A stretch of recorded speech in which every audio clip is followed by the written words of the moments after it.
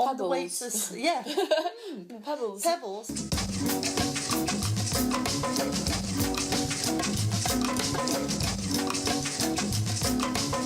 Hello, welcome back to Miranda. I'm here with Laura, the beautiful Laura, the Extreme Housewife, and she's from the Extreme Housewifery blog. It's her blog, and you can find the link just here. We're going to be making some tapas today and also tasting some wine, doing wine tasting. I know you're really into your wine. Yeah, absolutely. I've been writing about wine for quite a few years now, yeah. So when you're tasting a wine, what kind of thing are you looking for then? Well, I mean, the most important thing is to find something you like. I mean, people are kind of looking for, the perfect wine, but it all depends on what your palate's like, really. But I think the important thing is that it's all of your senses. So, it's nice if you've got a good big glass so you can give it a swirl, and that opens it up a little bit. Stick your nose in, see what you can smell. What do you reckon? What can you smell in there? Smells like a meadow, I think. Yeah, totally. This one, super floral. Like I'm galloping through a meadow. So this one is the Layers, and it's a whole blend of lots of different grapes, and very conveniently on this bottle, you've got them all out there for you.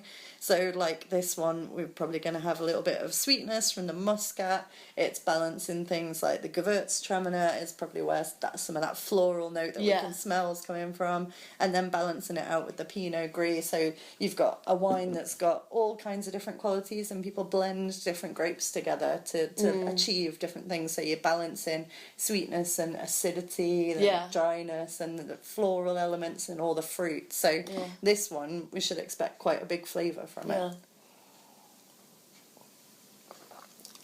And you want to kind of swirl it around your mouth, let your whole mouth enjoy the wine. Don't have to just drink it straight away. If you suck a little bit of air through, then that helps to bring that out. And again, I think that's a really lovely kind of nice crisp wine. So it's got a good bit of acidity that gives it a nice finish. It's not kind of over sticky in the mouth. Yeah. But it's not too dry either, is it? I think it's really drinkable. It's kind of medium, absolutely. And those floral notes that we could smell on the wine start to come through in the palate as well. So you've got fresh flavours, and it's almost for me sort of green fruits, maybe. Maybe if you imagine biting into a Granny Smith apple, it's not at the most acidic end of that, but it's got that kind of it tastes green, which is really fresh, nice. And then maybe a little bit of kind of perhaps a dash of elderflower sort of thing in there. Some blossomy kind of flavours. Yeah. It's really nice. That's nice. A little bit more, just to be sure. And that's the important thing, because with wine tasting and learning about wine, knowing about wine, there are I think it's something like 19,000 grape varietals that wine can be made from. So you're never going to know them all. But with anything in life, you need to practice. The more you practice, the better you'll get at it. Yeah. And so, a prize-winning musician needs to do at least 10,000 hours in order to become experts at anything in life. And so your homework after this is 10,000 hours of wine tasting. Yeah. Well, we'll be pretty pissed by the end of that. I reckon that'll probably do the job. I would recommend perhaps breaking that up into slightly more manageable chunks. Yeah, I think that might be it. So, should we move on to the red? Yep. We've got a lovely Malbec here, I think. Mendoza, Argentina. Luigi Bosca. I love all of the wines that Luigi Bosca made. They're all really nice. Yeah. Pinot Noir's really nice as well, yeah. So, we can give it a bit of a swirl. Malbec's really cool because it's really taken off because of New World wines developing. So Malbec was grown in France. I was wondering why it became so fashionable. Yeah. Because it seems to be I remember first time I had it and I was never heard of it before, and it'd probably be 2 years ago, and now it's Malbec, everyone's all over it. And wine totally does go through fashionable phases. Before Malbec, do you remember everyone was all about Merlot all the time? Yeah, it's really strange. And this one, total contrast to that wine. It's got a lot fuller body, and this is what you're expecting from Malbec. It's big fruit, big kind of red fruit in there, but also it's got a lot more to it.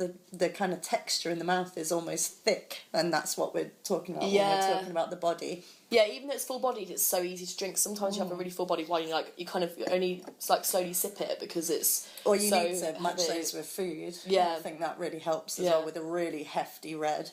But the Malbec grape was kind of grown in France, like around Bordeaux and Loire Valley sort of area. And it sort of fell out of fashion a little bit there. And then when it was taken up by the Argentine growers, then we've seen an explosion worldwide. Like absolutely so popular now. It's like the avocado of wine almost, isn't it? Yeah, it's popularity. Yeah, it's really and it's South there. America. Well, it's not. I guess they grow it in different places, don't they? But I think South America predominantly. Would you say? Yeah, definitely. The Argentine Malbec is pretty much the best out there. They're doing it the best, and their climate suits it the best. And they tend to grow them sort of down the spine of the Andes, is where all these vineyards are. So this one, kind of Mendoza, is literally just on one side of the Andes. Chile is on the other.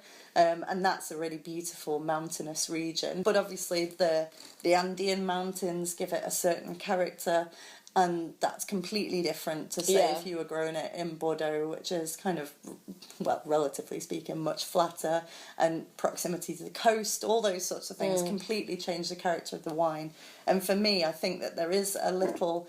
a touch of minerality in there, like when you start hearing people tasting wine and going, oh, it's like granite, and you think what, but actually sort of almost if you roll your tongue across the roof of your mouth, there sort of is like stony, stony on the way to pebbles, but in a good way. And that's what people mean by minerality. But actually, this is what the French go on about with terroir, and where it's grown and how it's grown and the way it's treated. It all comes through in the wine. And I think this one, the Andean mountains are in there. Yeah. Cheers.